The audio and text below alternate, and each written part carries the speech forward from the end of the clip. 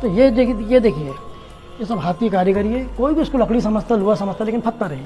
सही, देखने में लगता भी है कि लकड़ी जैसा है, लेकिन है रियल में ये पत्थर है। उस जमाने में चिराग विराग लगते थे अंदर, चिराग लगाने का उस जमाने के अंदर।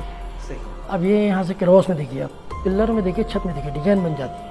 ये हर एंगल से देखेंगे। सही सही, क्रॉस देखने पे लगता है बिल्कुल डिजाइन बन रहा है। वो भी है। अब वहाँ से देखिए, आप हर एंगल से देखेंगे। सही सही सही, इस एंगल से देखने पे भी डिजाइन लगता है बिल्कुल देखने पे। सर हर जैसा जैसा आप आगे बढ़ते आएंगे ना तो आपको ये क्रॉस दिखेगा। क्रॉस अब ये देखिए, ऊपर की छत दिखाई देगी नहीं बिल्कुल। ये डिजाइन अलग आएगी, इसके अंदर आ गए गोले। अच्छा, ये शक्लें आ गई मोटी इसके अंदर। ये क्या हो गया?